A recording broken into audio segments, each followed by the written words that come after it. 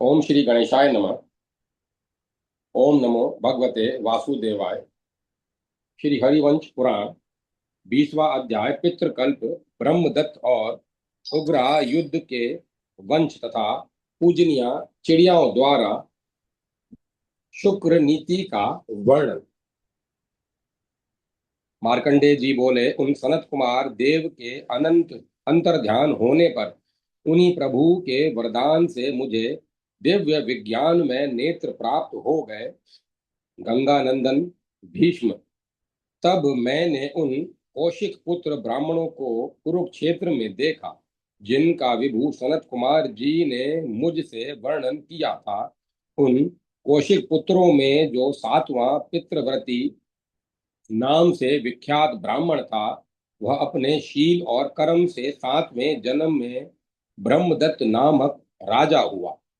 काम्पिल्य नामक श्रेष्ठ नगर में पार्थिव श्रेष्ठ अणु के यहाँ शुक्र की कन्या कृतवी के उदर से राजा ब्रह्मदत्त उत्पन्न हुआ। भीष्म जी बोले, राजन, महाभाग्यवान एवं महातपस्वी मार्कंडेय जी ने जिस प्रकार मुझसे कहा था उसी तरह मैं उस राजा के वंश का वर्णन करूंगा, तुम सुनो। युधिष्ठिर ने पूछा, पितामह, जिनके पुत्र महायशस्वी ब्रह्मदत्त थे, धर्मात्माओं में श्रेष्ठ वे राजा अणु किन के पुत्र थे और किस समय उत्पन्न हुए थे? राजा ब्रह्मदत्त का पराक्रम कैसा था और वे उन भरद्वाज पुत्रों के सातवें कैसे थे? लोकों में पूजनीय योग की मूर्ति सर्वशक्ति संपन्न भगवान सुखदेव जी ने अपनी कीर्तिमयी कन्या कृतवी को किसी साधारण शक्ति वाले पुरुष के हाथ में नहीं दिया होगा। महाधुते, मैं ब्रह्मदत्त के इस चरित्र को विस्तार पूर्वक सुनना चाहता हूं, अतः आप उसका वर्णन कीजिए। मार्कंडेय जी ने उन द्विजों के संसार में विचरण करने का वृतांत जिस प्रकार कहा था, उसे आप उसी भांति मुझसे कहिए। भीष्म जी ने कहा, राजन, मैंने सुना है कि राजा ब्रह्मदत्त मेरे पितामह राजऋषि प्रतीत के समय में ही हुए थे। ब्रह्मदत्त सब प्राणियों के हित में लगे रहने वाले राज ऋषियों में श्रेष्ठ, महाभाग्यवान और योगी थे। वे सभी प्राणियों की बोली समझ लेते थे। जिन्होंने तपोबल से वेदांग भूत शिक्षा का आविर्भाव करके वैदिक संहिता के मंत्रों का क्रम पाठ प्रचलित किया था, वे महायशस्वी योगाचार्य गालव ब्रह्मदत्त के सखा थे तथा योगात्मा कंडरीक उन्हीं इन्हीं राजा के प्रधान मंत्री थे।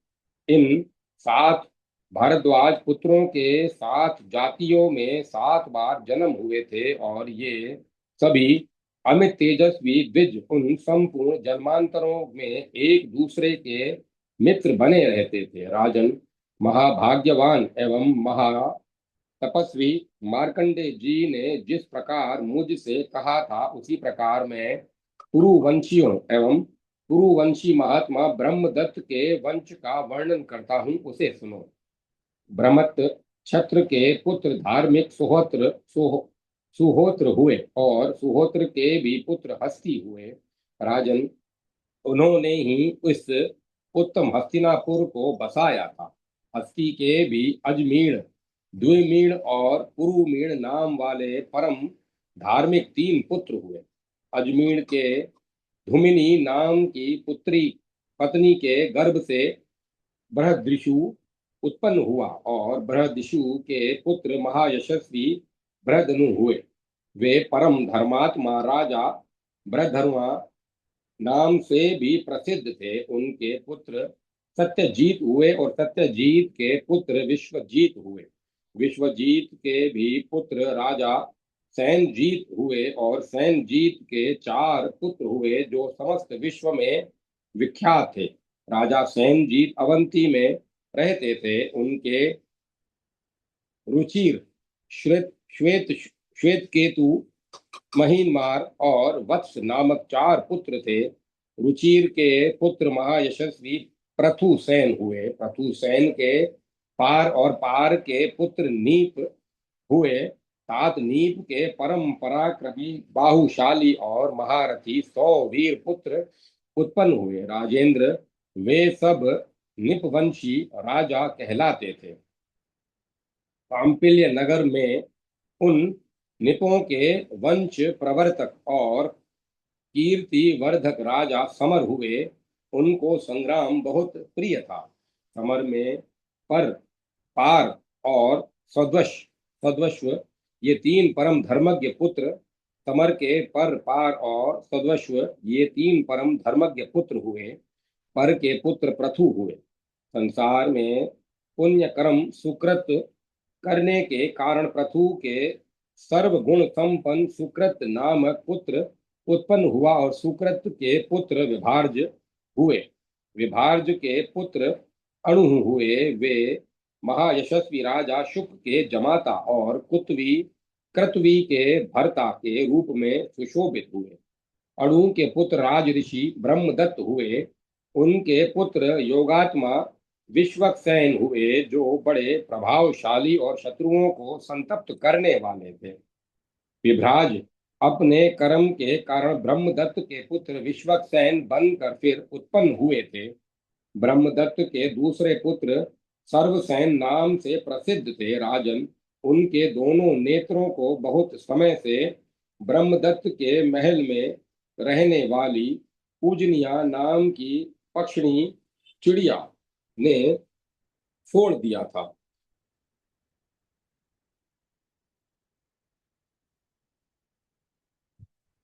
तदंतर ब्रह्मदत्त के दूसरा पुत्र उत्पन्न हुआ।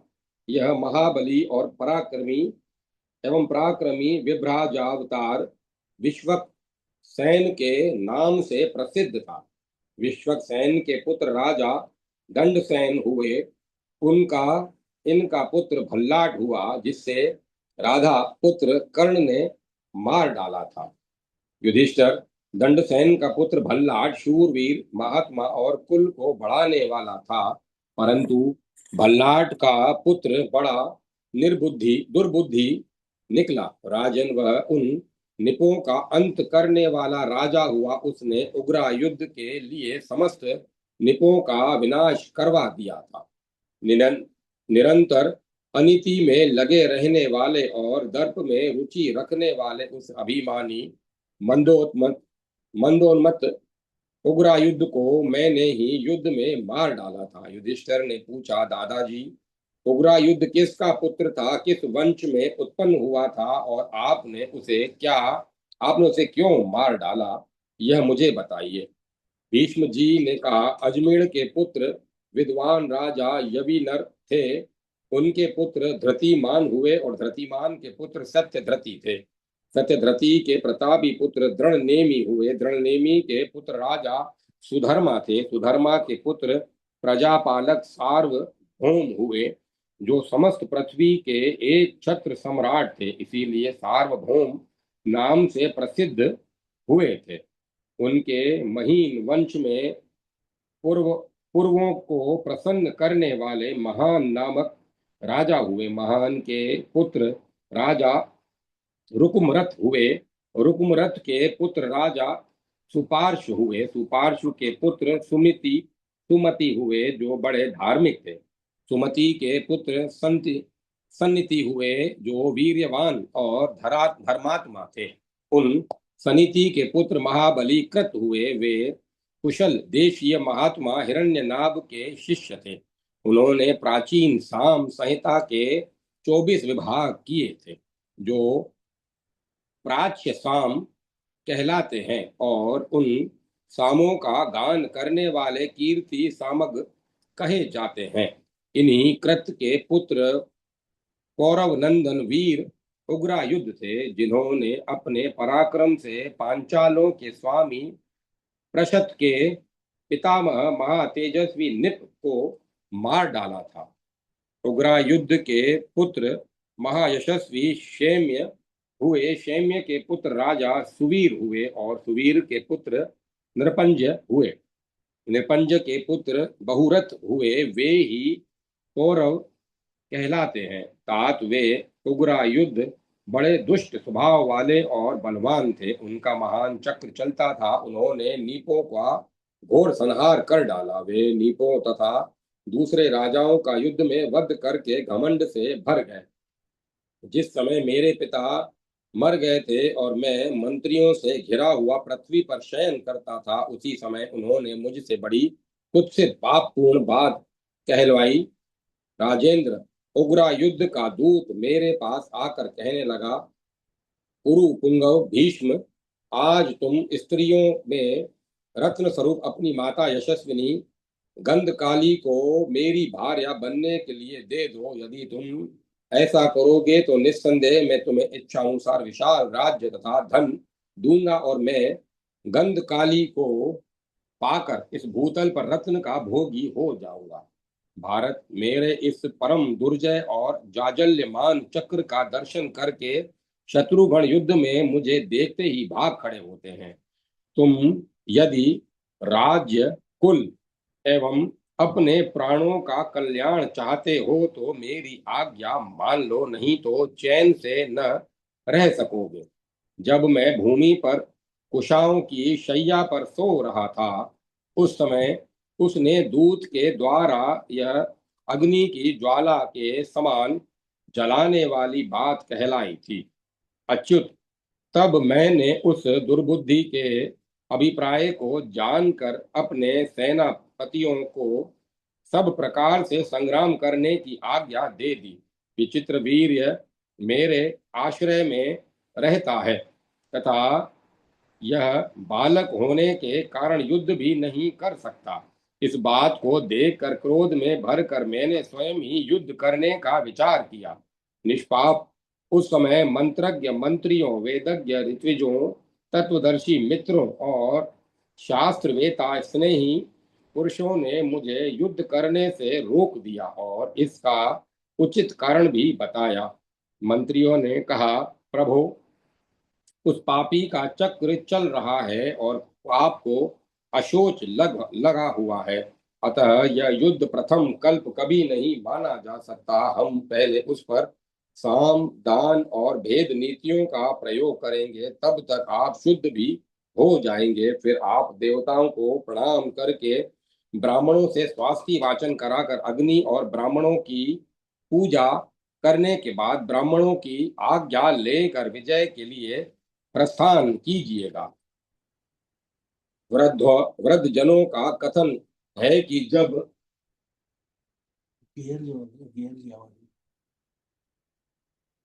अशोच चल रहा हो उस समय अस्त्रों का प्रयोग और युद्ध में प्रवेश नहीं करना चाहिए। अतः पहले साम दान और भेद से इसको वश में करने का यत्न किया जाए। तब भी न माने तो फिर जैसे इंद्र ने शम्रासुर को मार डाला था, उसी प्रकार पराक्रम करके आप इसको मार डालिएगा। समय पड़ने पर बुद्धिमानों और वृद्धों की बात विशेष रूप से सुननी चाहिए। राजन, यह सुनकर मैं युद्ध से रुक गया। कुरुश्रेष्ठ तब उन शास्त्र ज्ञान में चतुर संपूर्ण मंत्रियों ने साम दान भेद आदि दूसरे उपायों द्वारा शांति स्थापन का प्रयोग किया और इसके लिए उत्तम कार्य आरंभ कर दिया, परंतु वे बुद्धिमानों के विचारे हुए साम दान आदि उपायों का प्रयोग करके भी उस दुर्बुद्धि को न समझा सके। तात इतने समय में अधर्म से में मग्न रहने वाले उग्रा युद्ध का प्रताप चक्र भी पर स्त्री की कामना करने से तत्क्षण ही रुक गया। उसका उत्तम चक्र निवृत्त हो गया और पहले सत्पुरुषों से निंदित होकर वह अपने कर्मों द्वारा ही मर गया है। इस बात को मैं नहीं जानता था। जब मैं अशोच निवृत्ति के पश्चात शुद्ध हुआ, तब ब्राह्मणों से स्वस्ति वाचन कराकर धनुष बाण ले रथ में बैठ नगर से बाहर निकला और शत्रु से युद्ध करने लगा। तदंतर उसके निकट पहुंचकर शरीर बल और अस्त्र बल के द्वारा देवासुर संग्राम की तरह 3 दिनों तक हम दोनों का उन्मत्त सा युद्ध चलता रहा। शत्रु दमन तत्पश्चात मेरे अस्त्र के प्रताप से भस्म होकर वह वीर रण के मुहाने पर अपने प्राणों को त्याग कर गिर पड़ा था। इसी बीच में उग्रायुध द्वारा निपेश्वर तथा मेरे द्वारा राजा उग्रायुध के मारे जाने पर प्रशत ने भी कांपिल्य नगर पर आक्रमण कर दिया। राजन, तब मेरी अनुमति से महाकांतिमान द्रुपद के पिता ने अपने पैतृक राज्य अहिच्छत्र पर पुनः अधिकार कर लिया। तदंतर अर्जुन ने युद्ध में द्रुपद को बलपूर्वक जीत कर कांपिल्य और अहिच्छत्र को द्रोणाचार्य के चरणों में समर्पित कर दिया था। तब विजय पाने वालों में श्रेष्ठ द्रोण ने दोनों देशों को लेकर कांपिल्य नगर को द्रुपद को ही वापस कर दिया था, जिसे तुम जानते ही हो। इस प्रकार मैंने तुमसे द्रुपद, ब्रह्मदत्त, निप और उग्रायुध के वंश का पूर्ण पूर्ण रूप से वर्णन कर दिया। युधिष्ठिर ने पूछा, समर्थ गंगानंदन, पहले पूजनिया चिड़िया ने ब्रह्मदत्त के ज्येष्ठ पुत्र को अंधा क्यों कर दिया था? वह जिसके महल में बहुत समय से रहती थी, उसी महात्मा राजा का उसने ऐसा अनिष्ट क्यों किया? उस पूजनिया ने उनके साथ मित्रता क्यों की थी? आप इन सब बातों को यथार्थ रीति से बताकर मेरे सारे संदेह को दूर कर दें। भीष्म जी ने कहा, महाराज युधिष्ठिर, प्राचीन काल में ब्रह्मदत्त के महल में जो घटना घटी थी उसे आप पूर्ण रूप से सुनो। राजन, एक चिड़िया थी जिसका राजा ब्रह्मदत्त से स्नेह हो जाने के कारण सहचरी वह उनकी सहचरी बन गई थी। उनके दोनों पंख, पीठ और अधर का भाग तो काला था, परंतु मस्तक का रंग लाल था। नरोत्तम राजा ब्रह्मदत्त की वह सहचरी उनके सदृढ़ स्नेह पात्र से में बंध गई थी, अतः उन्हीं के महल में उसका घोंसला था।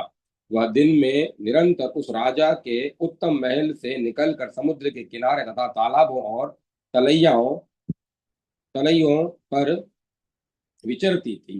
राजन, वह नदी, पर्वत, कुंज, वन और उपवनों में तथा जिनमें सुगंधित कमल खिले हुए थे, जहाँ की वायु कुमिद, उत्पल और किंजल किंजल की सुगंध से वासित थी, एवं जो हंस, सारस और कारणों के कलरवों से गुंजायमान थे, ऐसे तड़ागों पर घूम घाम कर वह रात्रि के समय कांपिल्य नगर में लौट आती थी। राजन, वह बुद्धिमान राजा ब्रह्मदत्त के महल में पहुंचकर उस राजा से प्रतिदिन बातें किया करती थी। वह बहुत से देशों में घूमकर जो कुछ आश्चर्यजनक घटनाएं देखती थी, रात्रि के समय उन्हें राजा से कहा करती थी।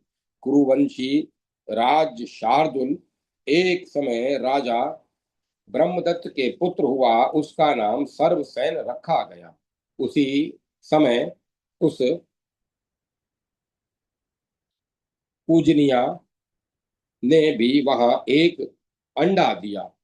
पृथ्वीपते एक दिन उस घोंसले में उसका वह एक अंडा फूटा और उसमें से एक मांस पिंड निकला, जो हाथ, पैर और मुख से युक्त था। उसका मुंह भूरे रंग का था, परंतु नेत्र नहीं प्रकट हुए थे। कुछ समय बाद उसके नेत्र खुल गए और उसमें छोटे छोटे पंख भी निकल आए। तदंतर वह पूजनिया अपने बच्चे और राजकुमार पर समान स्नेह होने के कारण प्रतिदिन एक सी प्रीति रखने लगी। वह सदा सायंकाल में अमृत के समान स्वादिष्ट रस से भरे हुए 2 फल सर्वसैन और अपने बच्चे के लिए अपनी चोंच में लाया करती थी। ब्रह्मदत्त का बालक और पूजनिया का बच्चा, ये दोनों उन फलों को खाकर बड़े प्रसन्न होते थे। इस प्रकार वे दोनों नित्य उसे उस ऐसे फलों को खाया करते थे। राजन, प्रतिदिन उस पूजनी के चले जाने पर राजकुमार की धाय उस चिड़िया के बनाए हुए घोंसले से उसके बच्चे को खींचकर उसके द्वारा ब्रह्मदत्त के शिशु पुत्र को खिलाया करती थी। एक समय उस शिशु राजकुमार ने खेलते खेलते अपनी सुदृढ़ मुट्ठी में उस बच्चे का गला पकड़ लिया। राजन, राजकुमार की मुट्ठी बड़ी कठिनता से खुल सकती थी, अतः दबाव पड़ने के कारण उस चिड़िया के बच्चे ने तत्काल ही अपने प्राण त्याग दिए। राजा ब्रह्मदत्त ने उसको किसी प्रकार अपने पुत्र के हाथ से छुड़ाया, परंतु उसे मरा मुख मरा मुख फैलाकर पड़ा हुआ तथा अपने बालक के द्वारा मारा गया देख कर वे दुखी हो गए। राजन, तब ब्रह्मदत्त ने शोकाकुल हो नेत्रों में आंसू भरकर उस धाय की निंदा की। फिर वे खड़े खड़े उस बच्चे के लिए शोक करने लगे। उसी समय वन में विचरण करने वाली पूजनिया भी दो फलों को लेकर ब्रह्मदत्त के भवन में आ पहुंची।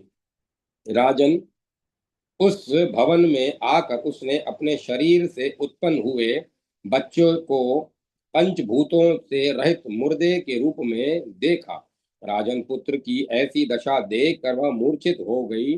कुछ देर बाद उसे फिर चेतना आई, तब वह तपस्विनी विलाप करने लगी। पूजनिया बोली, पुत्र, मैं आकर कूं कूं शब्द कर रही हूँ, तब भी तू अस्फुट तोतली होने से मनोहर लगने वाली वाणी में हजारों बातें करता हुआ मेरे सामने क्यों नहीं आता।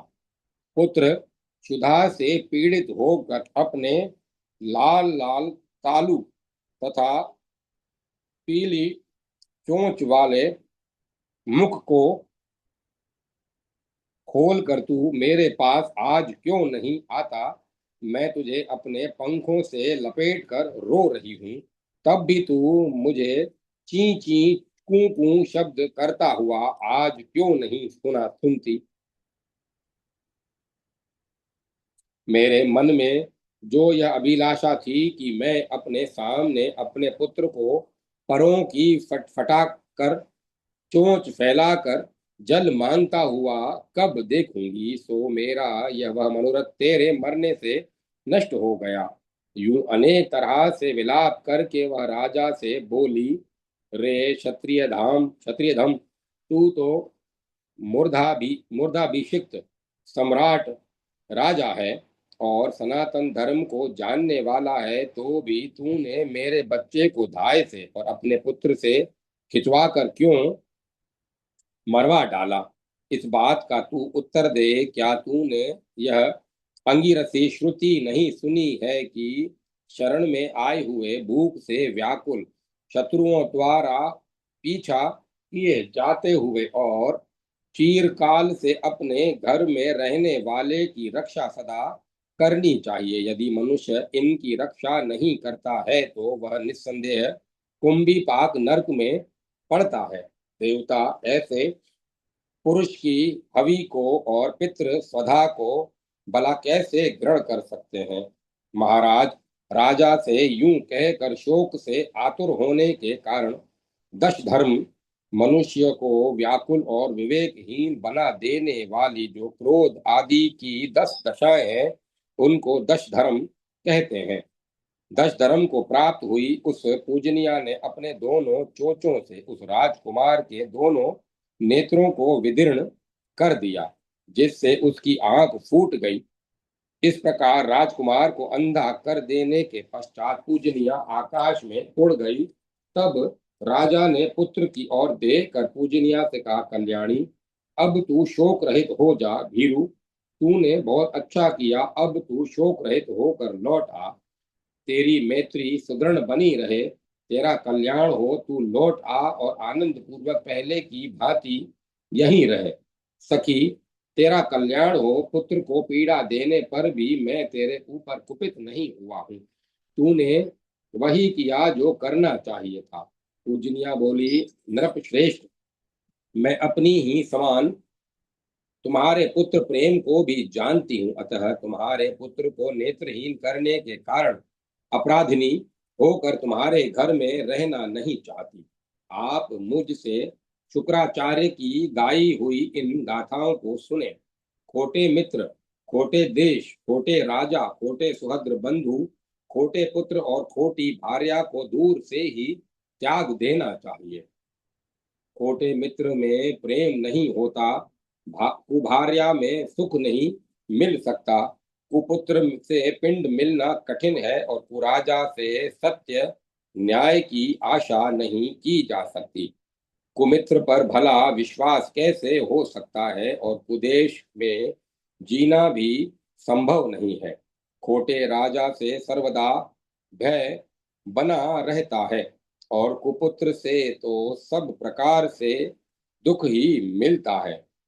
जो अधम मनुष्य अपराधी पर विश्वास करता है वह अनाथ और दुर्बल मनुष्य की भांति चीर काल तक जीवित नहीं रह सकता। अविश्वासी का विश्वास न करे और विश्वासी पर भी अधिक विश्वास न करें, क्योंकि ऐसे लोगों पर विश्वास करने से जो भय उत्पन्न होता है वह जड़ को भी काट डालता है। जो मनुष्य राज सेवकों तथा संकर जातियों पर विश्वास करता है वह मूड चीर काल तक जीवित नहीं रह सकता। राजन, जैसे पंख निकलने पर ऊपर को उड़ा हुआ चींटा मौत के मुख में चला जाता है, उसी प्रकार ऐसे पुरुषों पर विश्वास रखने वाला पुरुष भी मारा जाता है, इसमें कुछ संदेह नहीं है। ऐसा शुक्राचार्य का कथन है। जैसे लता अपने शरीर को बचाए रखकर कोमलता से महावृक्ष का आलिंगन करके उसे सुखा देती है, उसी प्रकार बुद्धिमान पुरुष भी अपने शरीर की सदा रक्षा करते हुए नम्रता पूर्वक शत्रु का नाश कर देते हैं। जैसे दीमक कृश होने पर भी आर्द्र स्निग्ध हो वृक्ष में लगकर शनैः शनैः उसकी जड़ को काट डालता है, उसी प्रकार शत्रु दुर्लभ होने पर भी स्निग्ध बनकर स्नेह दिखाकर शरीर में घुस आता और अवसर पाने पर जड़ से उखाड़ फेंकता है। राजन, इंद्र ने मुनियों के सामने द्रोह न करने की प्रतिज्ञा करके भी पीछे जल के फैन से नमुची को मार डाला था। मनुष्य सोए हुए मतवाले और उन्मत्त शत्रु को विष अग्नि शस्त्र अथवा छल कपट से भी मार डालते हैं। राजन, मनुष्य बार बार के वैर होने के भय से शत्रु को शेष नहीं रखते, वे तो इस निम्नांकित उपमा को सुनकर शत्रु को जड़ से ही नष्ट कर डालते हैं। भूपाल, यदि शत्रु को ऋण को अथवा अग्नि को थोड़ा सा भी बाकी रहने दिया जाए तो ये फिर इकट्ठा होकर बढ़ने लगते हैं। अतः इनके शेष को भी शेष न रहने दें। शत्रु यद्यपि एक साथ हंसता है, बोलता है, एक ही पात्र में साथ साथ भोजन भी करता है और एक ही आसन पर साथ साथ बैठता है, तथापि पूर्व वैर का स्मरण तो करता ही रहता है। शत्रु से संबंध करके भी उसके ऊपर विश्वास न करें, क्योंकि इंद्र ने जमाता दामाद होकर भी पुलोमा को युद्ध में मार डाला था। जो मनुष्य मन में वैर को छिपाए हुए प्रिय बातें करता है, बुद्धिमान पुरुष उस पर विश्वास करके उसके पास न जाए। ठीक उसी तरह जैसे मृग बहेलिए के निकट नहीं जाता, यदि वैर रखने वाला शत्रु बढ़ रहा हो तो उसके पास निवास नहीं करना चाहिए, क्योंकि जैसे बढ़ती हुई नदी का वेग वृक्ष को गिरा देता है, उसी प्रकार वह उसको जड़ से उखाड़ डालता है। में उन्नति पाने पर शत्रु से उन्नति पाने पर मैं भी उन्नत हो गया हूँ, ऐसा विश्वास न करें। उससे उन्नति पाने पर भी मनुष्य प्रावार कीट पंख वाले चींटे की तरह नष्ट हो जाता है। पृथ्वीनाथ, विद्वान पुरुष आत्मरक्षा करता हुआ शुक्राचार्य की गाई हुई इन गाथाओं को अपने मन में स्मरण रखे। मैंने आपके पुत्र को अंधा बनाकर अति दारुण अपराध किया है, अतः अब मैं उसका विश्वास नहीं करूंगी। राजन, इस प्रकार कहकर वह चिड़िया आकाश में उड़ गई। राजेंद्र, प्राचीन काल में ब्रह्मदत्त का पूजनिया के साथ जो संवाद हुआ था वह मैंने तुमसे कह दिया। महामती युधिष्ठिर, अब तुम जिस श्राद्ध विषय को मुझसे पूछ रहे हो उसे सुनाता हूँ। मार्कंडे जी के पूछने पर सनत कुमार जी ने जो कुछ कहा था उसी प्राचीन इतिहास के शेष भाग को मैं तुमसे कहूंगा। महाराज, भरत नंदन भली भांति किए गए श्राद्ध के नियत पुण्य फल को लक्ष्य में रखकर कहे गए गालव, कंडरीव और तीसरे ब्रह्मदत्त इन ब्रह्मचारी योगियों के सातों जन्मों में चरित्र को तुम सावधान होकर सुनो। इस प्रकार श्री महाभारत खिल भाग हरिवंश के अंतर्गत हरिवंश पर्व में पूजनीय उपाख्यान में पूज्योपाख्यान में चटक चिड़िए की कथा नामक 20वां अध्याय पूरा हुआ। जय माता सरस्वती। जय माता सरस्वती। 21वां अध्याय पितृकल्प। मार्कंडे जी द्वारा श्राद्ध की महिमा का वर्णन। श्राद्ध के फल से कौशिक पुत्रों को उत्तम जन्म की प्राप्ति। मार्कंडे जी बोले, यह सारा संसार श्राद्ध में ही प्रतिष्ठित है और श्राद्ध से ही योग संपन्न होता है, अतः मैं तुमसे श्राद्ध के उत्तम फल का वर्णन करता हूँ। भारत, ब्रह्मदत्त ने भारद्वाज, कौशिक, व्याध, मृग, चक्रवाक, हंस और श्रोत्रिय इन 7 जन्मों में जो श्राद्ध धर्म का फल पाया था उसको सुनने में शनैः शनैः धर्म बुद्धि प्राप्त हो जाती है। निष्पाप महामते, प्राचीन काल में कुछ ब्राह्मणों ने हिंसा रूपी अधर्म के द्वारा धर्म को पीड़ित करने पर भी श्राद्ध करके जो फल पाया था उसे तुम सुनो। विभु, सनत कुमार जी ने जिनका वर्णन किया था मैंने अपने दिव्य नेत्र से सनत कुमार जी के बताए हुए उन 7 ब्राह्मणों को अधर्म के में परायण होने पर भी कुरुक्षेत्र में श्राद्ध करते देखा। उनके नाम इस प्रकार थे: वागदृष्ट, क्रोधन, हिस्र, पिशुन, कवि, क्रसम। ख अर्थात आकाश में शरण करने विचरने के स्वभाव वाला परलोकार्थी और पितृव्रती जैसे उनके नाम थे वैसे ही उनके कर्म थे। तात भारत वे कौशिक विश्वामित्र के पुत्र थे और जब इनके पिता विश्वामित्र ने अपने 50 पुत्रों को शाप देते हुए कहा था, तुम्हारे वंश का अंत हो जाए, तुम अपनी प्रजा का भक्षण करो, अर्थात अब तुम्हारे पुत्र आदि ब्राह्मण नहीं कहलाएंगे। इस प्रकार तुम अपनी प्रजा के ब्राह्मणत्व का भक्षण करोगे। उन 50 पुत्रों में से ये वागदृष्ट आदि भी हैं। सुना जाता है कि अंध्र, पौंड्र आदि भी उनकी ही संतान हैं। विश्वामित्र शाप देकर उदासीन हो गए, तब वे भी गार्ग्य के शिष्य बनकर ब्रह्मचर्य व्रत का पालन करने के लिए उनके यहाँ रहने लगे। भारत, एक समय वे सब गुरु के आज्ञा देने पर उनकी दुधार कपिला गौ और उसके कपिल वर्ण के बछड़े को वन में चराने के लिए ले गए। वह गौ गुरु गार्ग्य को न्यायतः प्राप्त हुई थी। मार्ग में क्षुधा से पीड़ित होने के कारण उन्होंने मोह और मूर्खता के कारण गौ को मारने का क्रूर विचार किया। उस समय कवि और क्रसम ने उनसे ऐसा न करने की प्रार्थना की, परंतु वे ब्राह्मण उनके द्वारा किसी प्रकार भी रोके न जा सके। तब उनमें जो प्रतिदिन श्राद्ध करने वाला धर्मात्मा पितृव्रती नामक द्विज था वह उन सब भाइयों से बिगड़ कर बोला, यदि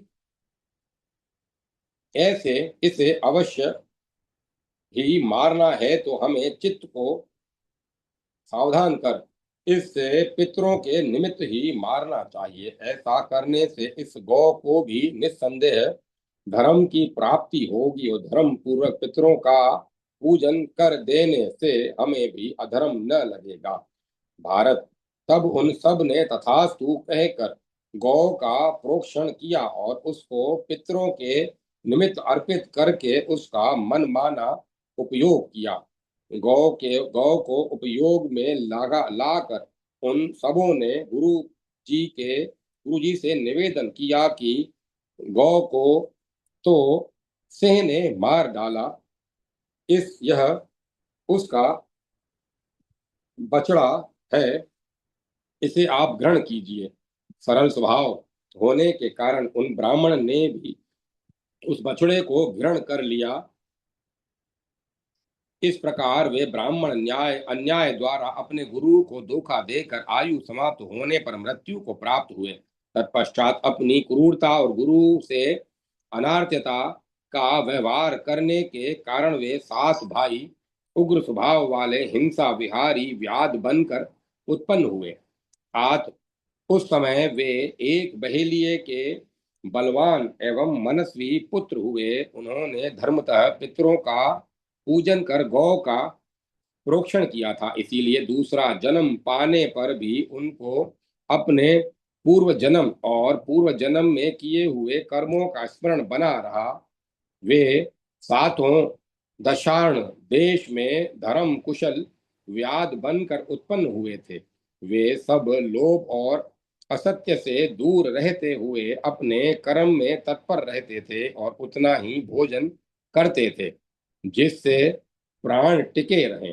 राजन, उनके पास जो समय बचता था उसमें ध्यान मग्न हो वे अपने पूर्व जन्म में कर्म का चिंतन करते रहते थे। इस जन्म में उनके नाम इस प्रकार हैं: निर्वैर, निर्वृति, शांत, निर्मन्यु, कृति, वेधस और मातृव्रति।